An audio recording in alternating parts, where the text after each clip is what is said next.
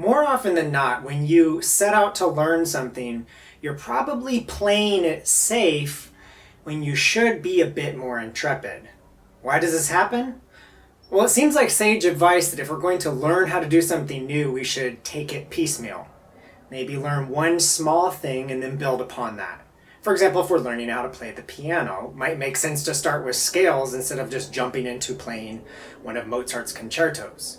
However, there are plenty of situations where we don't need to take things piecemeal, but yet we do, and that leads to problems. For example, public speaking. A lot of people, the first time they give a presentation or speak in front of a room full of people, will prepare an elaborate script, exactly what they're going to say, word by word. And then they go ahead and give that presentation with their speech in front of them, and you'll see them referring to the podium nonstop. And of course, this works for them. And then the next time they give a presentation, they do the same thing, and that works for them again. And so one of the things happens, this speech that they've typed up becomes a crutch. So that's one of the things that can go wrong when we take things piecemeal and play it a little bit too safe. We get comfortable with these crutches that we create, and we hold ourselves back, perhaps never advancing beyond getting rid of the speech and learning how to speak off the cuff. Another thing we can end up doing is just delaying the whole process. So even if we get beyond that crutch of having a speech in front of us, we may just take a lot longer to get to that point where we can speak off the cuff when we probably could have just started speaking off the cuff to begin with. So when you set out to learn something new, consider the trade-off between playing it safe and being intrepid. How fast can you learn whatever it is that you're setting out to learn? I'll give you an example. All my life I've been wearing glasses and I've been wearing contacts to be able to see. Recently I had LASIK done, and as a result of the procedure, I have a ton of drops that I have to put in my eye. 3 different sets of drops. One for tears and then steroid and an antibiotic. So lots of drops I have to put in many different times of the day. Now when I first set out to get these drops in my eye, I'd come up to the mirror here and I'd pull back my eye and I'd take the bottle and I'd try and lean back while at the same time try to watch what I'm doing and kind of look down at the same time I'm trying to get this bottle lined up over the top of my eye. And of course it was this disaster because quite a few of the times the drop would just hit above or below my eye and it wouldn't actually go in my eye and I'd have to try again. And even if I did get it in my eye, I really wasn't tilted back that far. The drop would run right down my eye and then right out of my eye, so it wouldn't work in that case either. Now part of the problem is that I have the sink in the way, so it's really hard to get up next to the mirror. So what I tried to do is lean in and then lean back, and I was contorting my body in this horrible way. So what I decided to do instead was to use the mirror behind my door.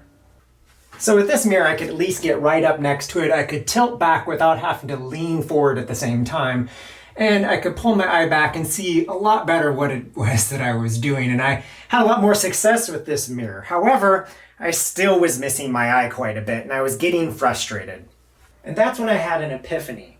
When I was going into the doctor's office to have my checkups leading up to the LASIK procedure, to put drops in my eye, for example, to dilate my eyes, they asked me to just tilt my head back and then just look up while they put a drop in my eye, and it worked most of the time. Only problem I had was sometimes I would close my eye really quickly, but other than that, the drop got in the eye and it did the job. So I thought, why not try and do the exact same thing here? Why am I always trying to look in the mirror to see what I'm doing when I could just look at the bottle, and eventually I'd learn how to place that bottle over the top of my eye such that the drop would just fall right in. And I thought to myself, you know what? I know if I just have a little patience, I know I can do this. Our minds have this wonderful ability, especially with mechanical tasks, to be able to rapidly pick up on and tune into improving what we do. So I knew if I just tried it, eventually I would just get a feeling for when the bottle was in the right place and the drop would just start landing in my eye. And I did this a couple of times, and it only took about 3 times, and all of a sudden I was getting the drop in my eye pretty much 100% of the time. Let me show you what this looks like. Of course, I have to wash my hands to make sure that things are sanitary.